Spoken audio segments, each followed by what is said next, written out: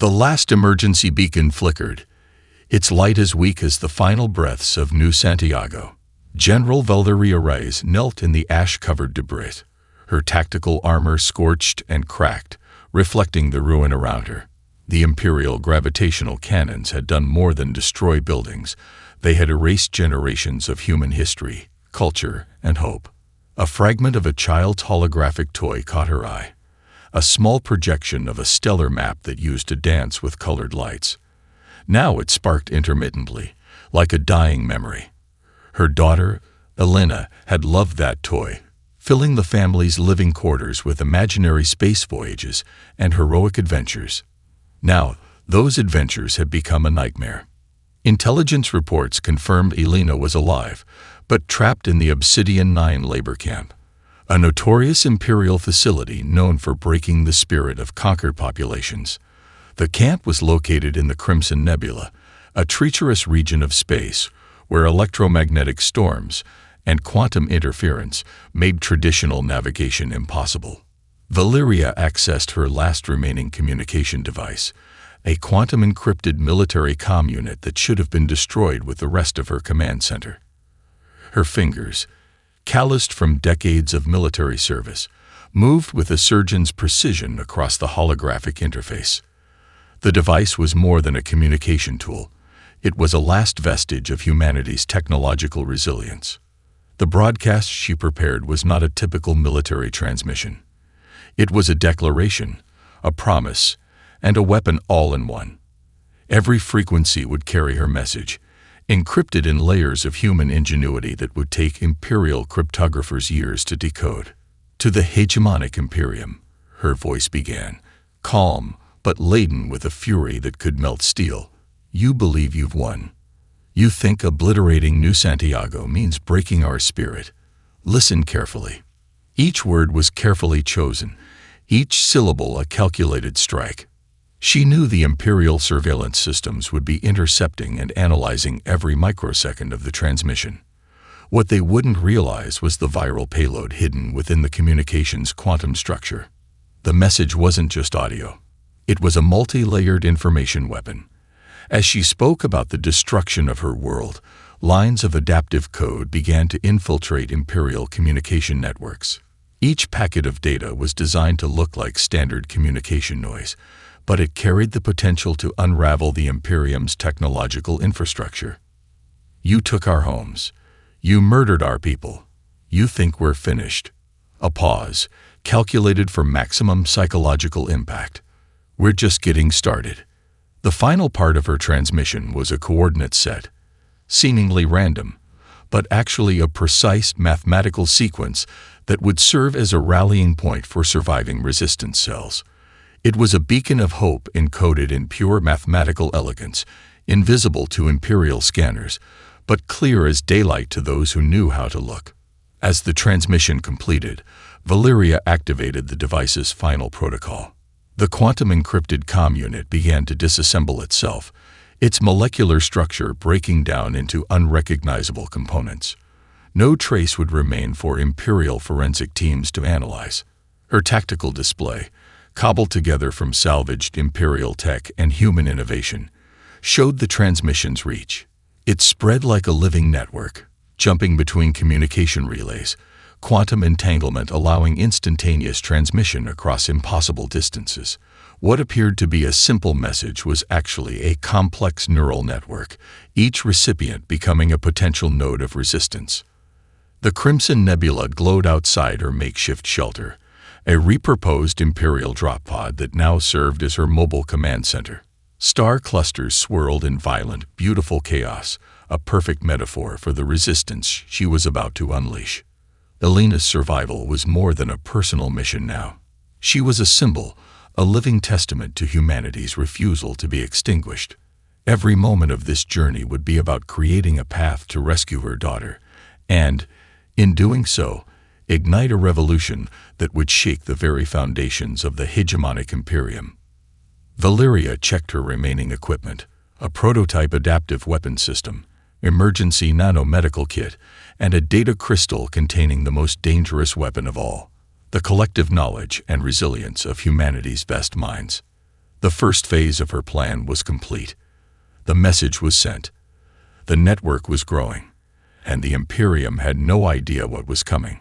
Outside, the Crimson Nebula pulsed with an energy that seemed to whisper of coming storm. The Obsidian 9 labor camp was a marvel of Imperial engineering and human despair. Massive titanium alloy walls rose from a planetoid that seemed more like an open wound than a habitable surface. Electromagnetic dampeners hummed constantly, suppressing any attempt at technological rebellion. Each prisoner was fitted with a neural inhibitor that would trigger debilitating pain at the slightest hint of resistance. Dr. Aria Chen didn't look like a weapon.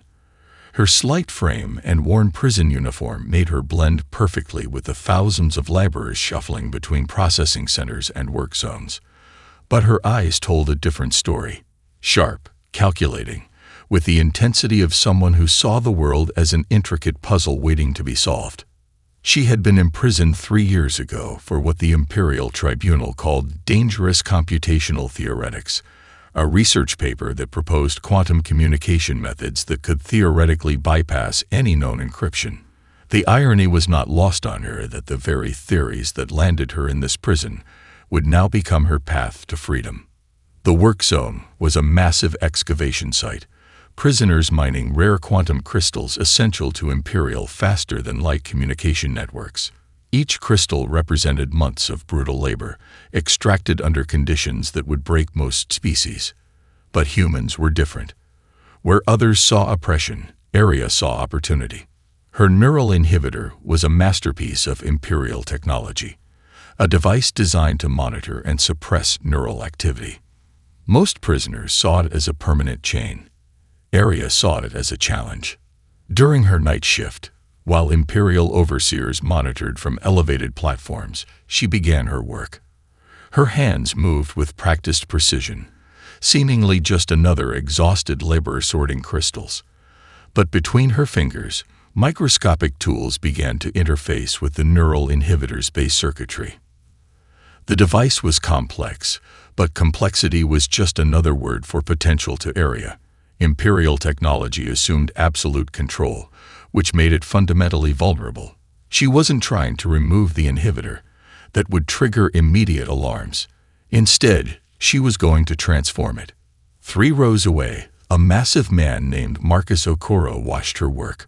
Once an Imperial tactical commander who had been court-martialed for refusing to execute civilian populations, he understood the value of patience. His job was protection, ensuring Aria had the time and space to work her computational magic. Hours passed. The planetoid's artificial atmosphere hummed with suppression fields and the mechanical rhythm of forced labor. Nobody noticed the subtle changes in Aria's neural inhibitor, a microscopic reconfiguration that would turn a tool of oppression into a weapon of liberation. When the shift ended, Aria's inhibitor looked exactly the same, but its internal architecture had been completely transformed. What was once a device of control was now a quantum relay, capable of transmitting encrypted signals through the most sophisticated Imperial jamming systems. The first test came unexpectedly. An Imperial overseer, a 6-limbed creature from the Vexnar system, approached Aria with a routine inspection rod. The moment the device came within proximity of her neural inhibitor, a burst of quantum interference rippled through the work zone. For a fraction of a second, every Imperial monitoring system flickered. Surveillance cameras momentarily reversed their feeds. Communication channels burst with static. And then, just as quickly, everything returned to normal. Nobody noticed the microscopic data packet that had been transmitted during that instant, a precise coordinate set and the first fragment of a larger communication network. Marcus caught Aria's eye. The smallest of nods passed between them. Phase 1 was complete. The Imperial system was so confident in its control that it couldn't conceive of its own vulnerability. Each layer of technological suppression was another layer waiting to be decoded, rewritten, transformed. Outside the work zone, the planetoid's artificial sky flickered, a massive holographic representation of Imperial might. But within its systems, a human virus was spreading. Quiet, patient, inevitable. Valeria's transmission had found its first receiver, and the Resistance was about to become something the hegemonic Imperium had never encountered before, a living, adaptive network of human potential. The crystals continued to be sorted. The prisoners continued to work, but something fundamental had changed. The Quantum Forge was nothing like traditional research facilities. Carved into the heart of a rogue asteroid, it existed in a state of constant metamorphosis. Walls shifted like liquid metal, computational matrices reconfigured themselves in real time, and the very air thrummed with potential energy. Zara Volkov stood at the center of this technological marvel, her augmented hands dancing across holographic interfaces that seemed to breathe with organic complexity. Unlike traditional engineers, she understood technology as a living organism, something to be conversed with, not merely programmed. The breakthrough came from an unexpected fusion of disciplines. Quantum entanglement, neural network theory, and biomimetic engineering converged in a solution that would fundamentally rewrite the rules of technological warfare. "We're not building a weapon," Zara muttered to herself. "We're creating an ecosystem." The project had begun as a seemingly impossible challenge. How do you create a technological system that can adapt faster than an enemy can detect its existence?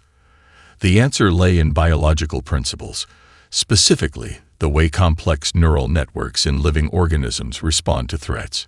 Each computational node was designed to be both individual and collective.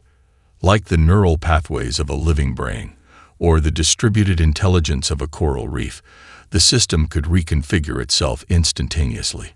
An attack on one part would trigger a complete structural reorganization, rendering traditional defensive strategies obsolete. A holographic display materialized, showing the intricate web of potential configurations. Billions of potential computational pathways flickered and danced, each one a potential route of communication, defense, or attack. Dr. Chen's quantum communication breakthrough from the labor camp had provided the initial seed. But Zara was transforming that seed into something far more complex. This wasn't just a communication network, it was a living technological organism. Marcus Okoro observed from a reinforced observation platform. His military background gave him a unique perspective on the innovation unfolding before him.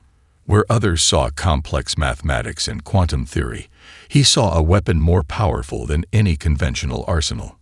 "The Imperial systems are designed for control," Zara explained, her voice cutting through the electromagnetic hum of the facility.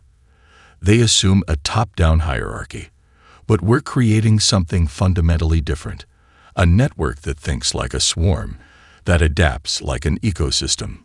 The first true test came unexpectedly. An Imperial scout ship entered the asteroid's detection range.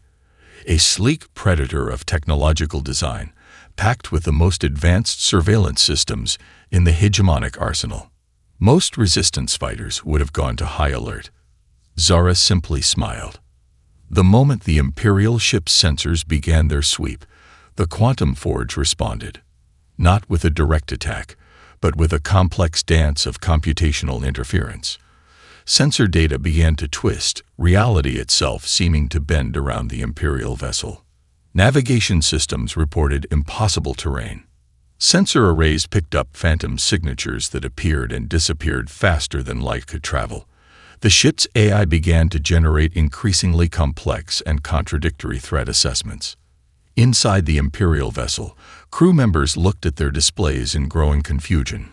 Star charts rewrote themselves. Navigation coordinates shifted with impossible frequency. What should have been a routine surveillance mission became a journey into technological madness. And then, as quickly as it began, everything returned to normal. The Imperial ship would log the incident as an unexplained sensor malfunction, never realizing how close it had come to total systems collapse. "First contact protocol successful," Zara murmured, her fingers tracing new computational pathways. Marcus approached, his cybernetic eye analyzing the data streams. They didn't even know they were under attack. The true power of their innovation wasn't destruction. It was control, the ability to exist in the Imperial system's blind spots, to move and communicate in ways that defied conventional understanding. Outside the quantum forge, the rogue asteroid continued its silent journey through the void.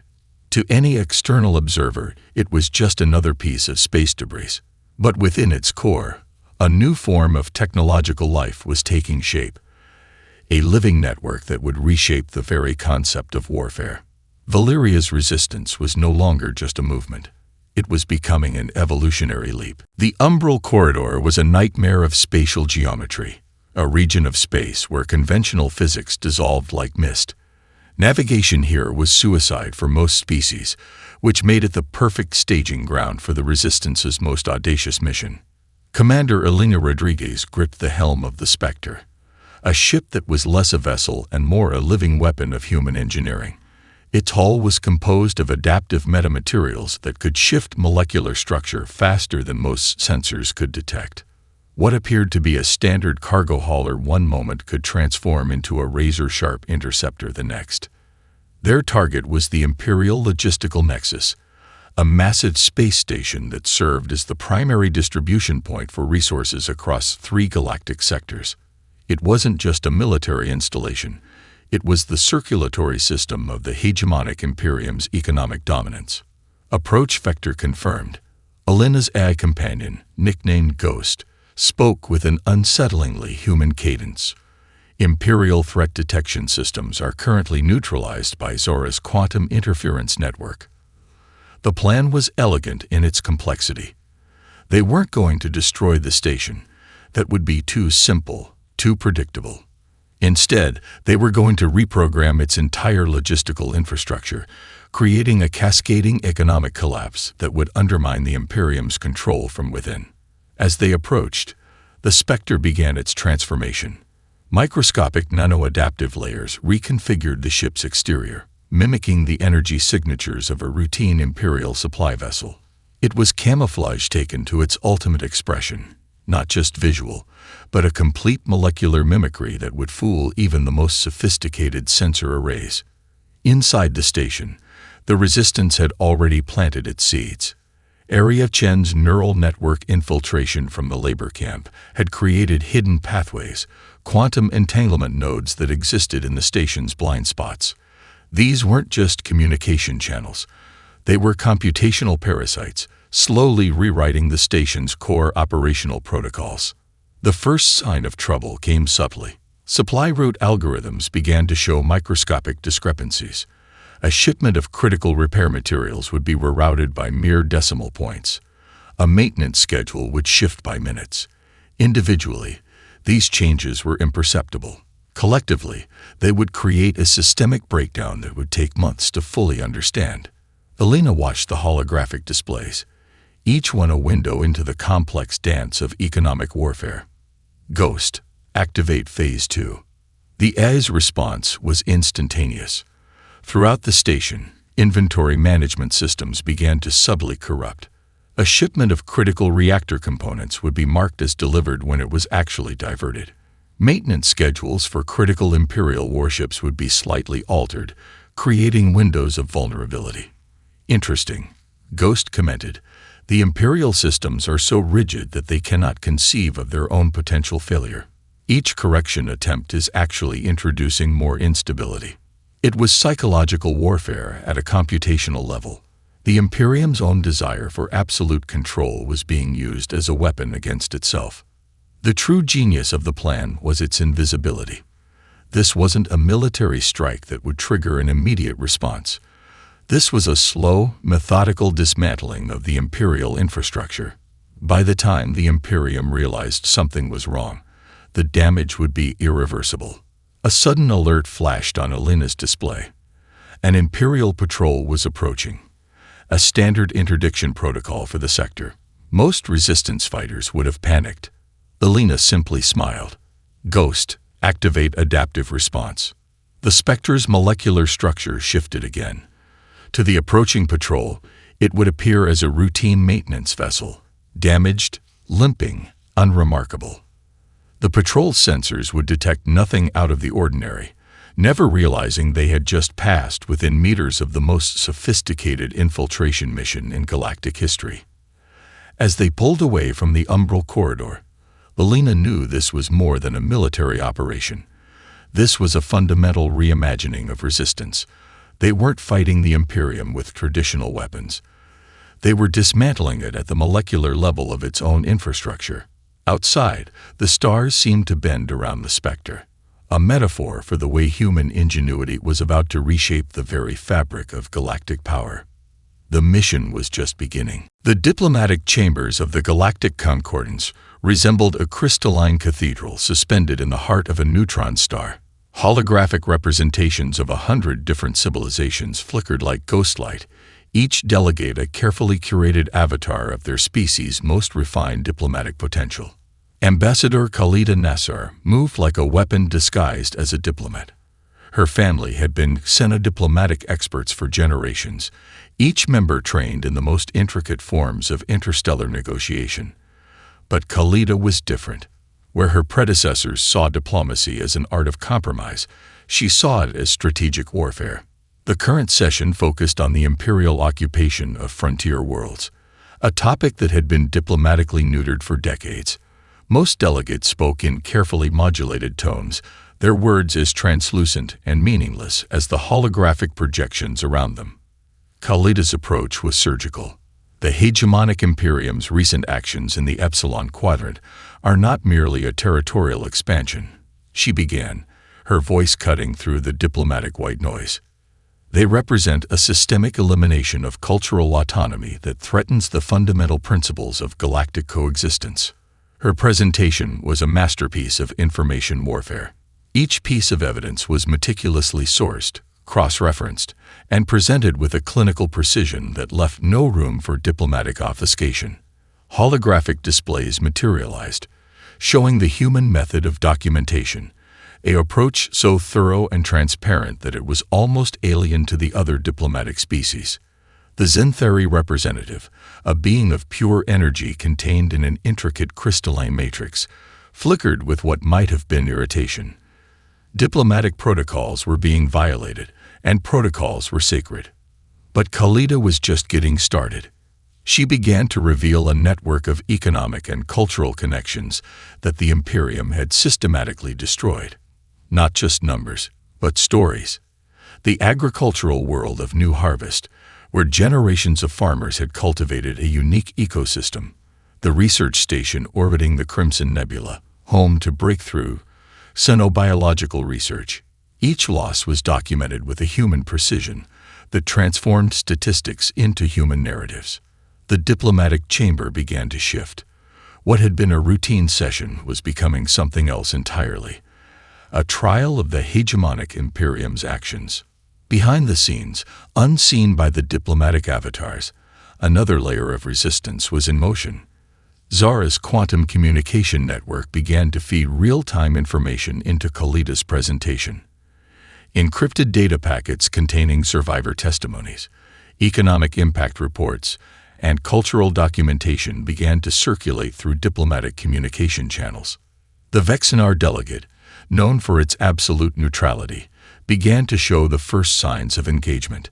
Its energy signature shifted, almost imperceptibly, but definitely present. These are not just worlds. Khalida continued, her voice gaining a resonance that seemed to vibrate with something deeper than mere sound. These are living ecosystems of culture, knowledge, and potential. The Imperium's actions are not just a violation of territorial sovereignty. They are an assault on the fundamental concept of galactic diversity. Each word was a weapon. Each piece of evidence a precision strike. The human approach to diplomacy was fundamentally different from other species. Where others saw negotiation as a game of careful balance, humans saw it as a form of warfare, intellectual, cultural, emotional. Every diplomatic engagement was a battlefield, and information was the most potent weapon. As the session continued, something unprecedented began to happen. Delegates who had remained silent for generations began to speak. The quantum communication network, working in perfect harmony with Khalida's presentation, was creating something more than a diplomatic session. It was creating a galactic conversation. The hegemonic Imperium's representatives tried to interrupt, to introduce counter-narratives. But the human approach had already changed the fundamental nature of the discussion. This was no longer about territorial disputes or economic resources. This was about the fundamental right of cultures to exist. Outside the diplomatic chamber, in the vast spaces between stars, something was shifting. The resistance was no longer just a military movement. It had become a narrative, a way of understanding resistance that transcended traditional concepts of warfare. Khalida allowed herself the smallest of smiles. The first battle was being won not with weapons, but with words. The Singularity Forge hung in the void like an impossible dream, a massive construct that defied every known principle of engineering and physics. Its exterior shifted between solid and ethereal, matter and energy, dancing in a continuous state of quantum flux. Deep within its core, Dr. Alexei Volkov worked with a precision that bordered on madness. Unlike most scientists, Alexei didn't see boundaries between disciplines. Quantum mechanics, biological engineering, computational theory. These were not separate fields, but different expressions of the same fundamental truth. His current project was beyond radical. He was attempting to create a living technological system that could adapt faster than any known form of intelligence could predict or control. The imperial hunt for him had been relentless. 3 separate assassination attempts, each more elaborate than the last, had failed spectacularly. Not because of advanced defenses, but because Alexei seemed to exist in a state of perpetual probability, always slightly out of phase with expected reality. Emergence is not about creation. He muttered to himself, hands moving through holographic interfaces that seemed to breathe and pulse with living light. It's about allowing potential to manifest. The breakthrough came from an unexpected convergence. A neural network designed to predict computational outcomes had begun to show signs of something more than artificial intelligence. It was developing what could only be described as intuition, a capacity to make leaps of logic that defied traditional algorithmic thinking.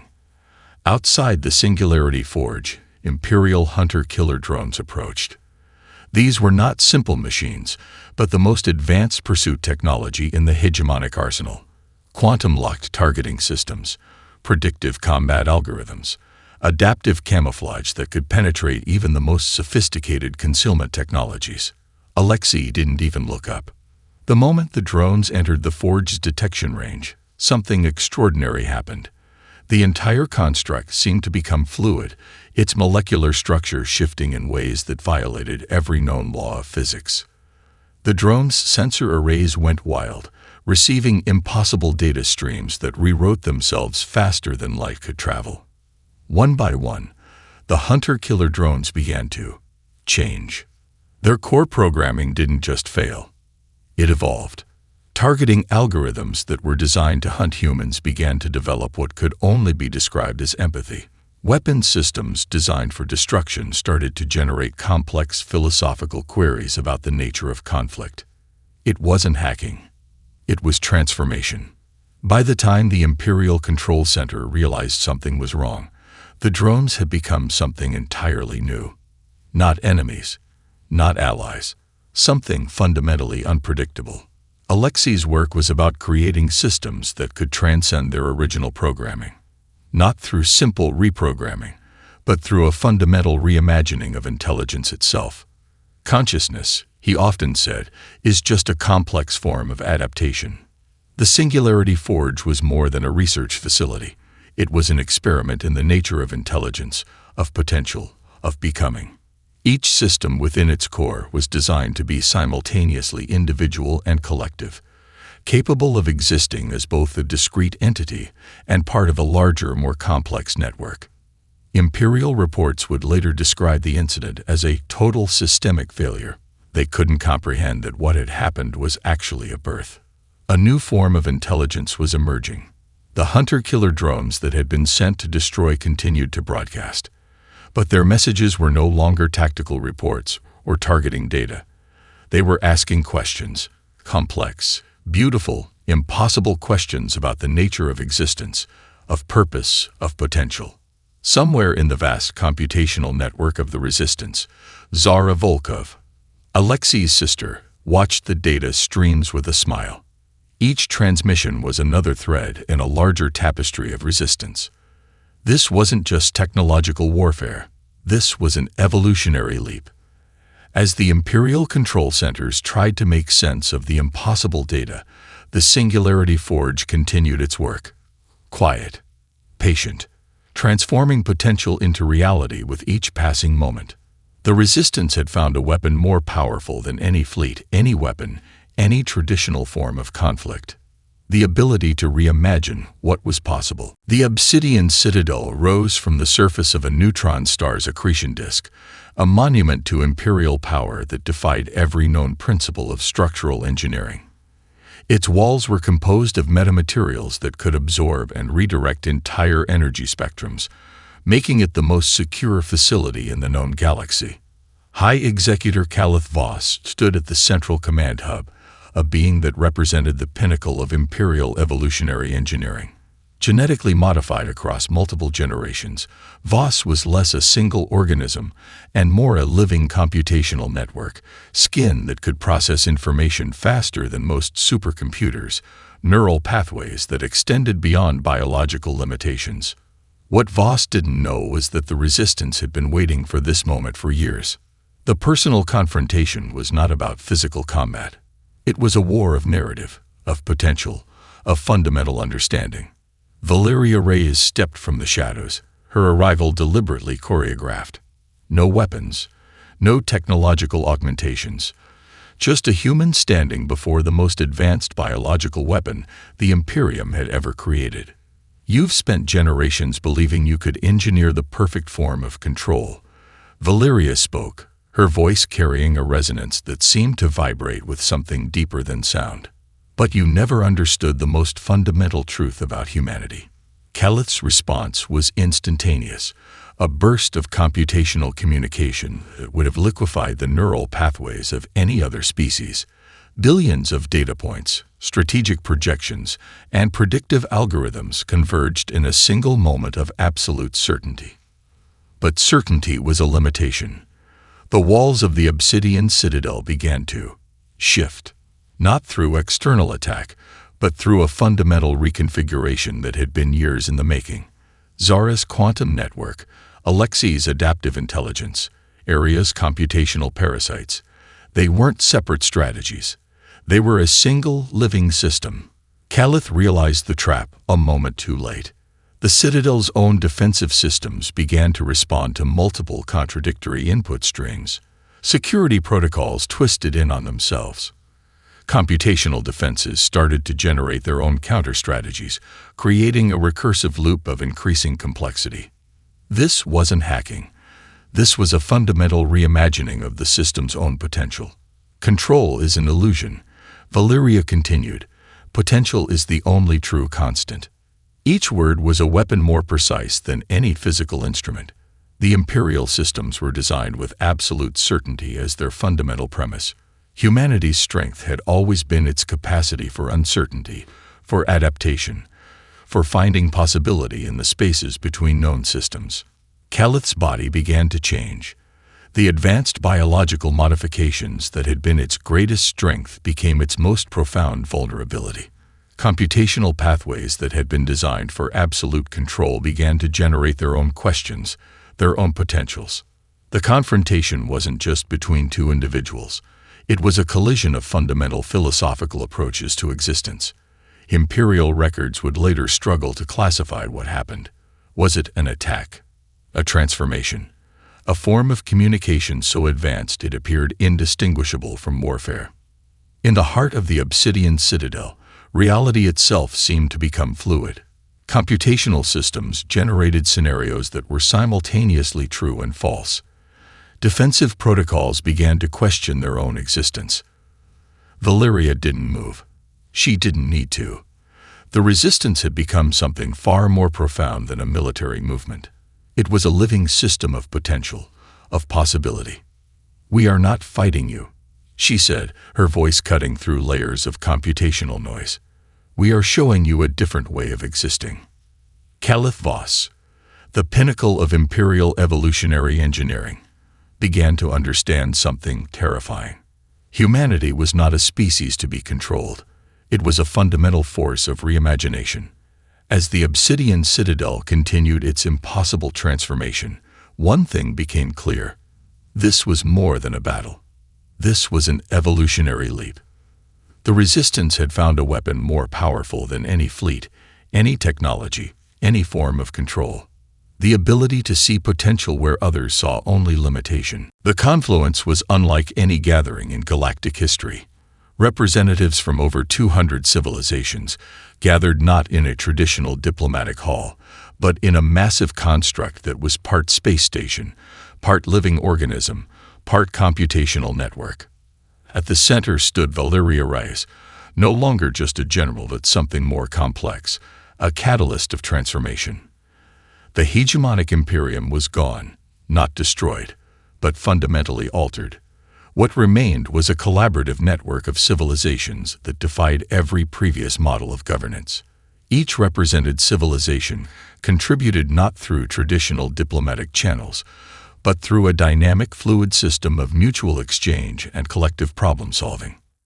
Elena Rodriguez managed the computational infrastructure, a living network that processed information at speeds that would have been impossible just years before. Her systems were not about control, but about facilitating communication, understanding, and collective potential. Aria Chen stood nearby, her fingers tracing holographic interfaces that seemed to breathe with living intelligence. The neural networks she had developed in the labor camp had evolved into something far beyond their original purpose. They were now the primary communication and collaborative systems that connected different civilizations. "We're not building an empire," Valeria addressed the assembled representatives. "We're creating a framework for collective potential." The transformation had been total but not violent. Each civilization had been invited to reimagine its own potential, to see beyond the limitations of previous power structures. The Resistance had become something far more profound than a military movement. It was a philosophical revolution. Zara Volkov presented the latest developments in adaptive technology.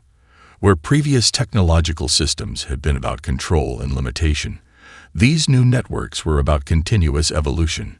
Each technological solution was designed to generate more questions, more possibilities. The gathered civilizations represented a spectrum of biological and computational forms that would have been unimaginable just years before. Silicon-based life forms stood alongside energy-based consciousness. Biological entities interfaced seamlessly with computational networks. Khalid Nassar, now a primary architect of this new collaborative framework, explained the core principles. "Diversity is not just about coexistence," she said. "It's about mutual transformation. Each civilization brings a unique perspective that changes every other." Alexei Volkov's adaptive intelligence systems formed the computational backbone of the confluence. These were not simple AI networks, but living systems of collective intelligence that could generate solutions to problems that hadn't even been conceived yet. The personal stories of Resistance had become something larger. Belinda's journey from a tactical commander to a systems architect. Aria's transformation from a prisoner to a primary communication engineer. Zara's technological innovations that redefined the very concept of intelligence. Each represented a fundamental truth about human potential, the ability to transform, to see possibility where others saw limitation. A holographic display showed the interconnected networks, not a hierarchical structure, but a living, breathing ecosystem of potential.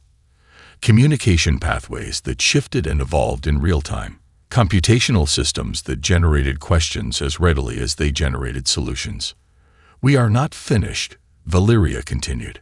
"We are always beginning." The gathered civilizations understood something profound.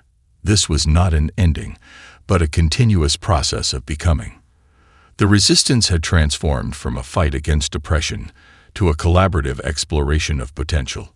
Somewhere in the vast network, the adaptive systems that had once been imperial hunter-killer drones continued to generate their impossible questions, not as a threat, but as a continuous invitation to reimagine existence. The hegemonic imperium had sought to create a system of absolute control.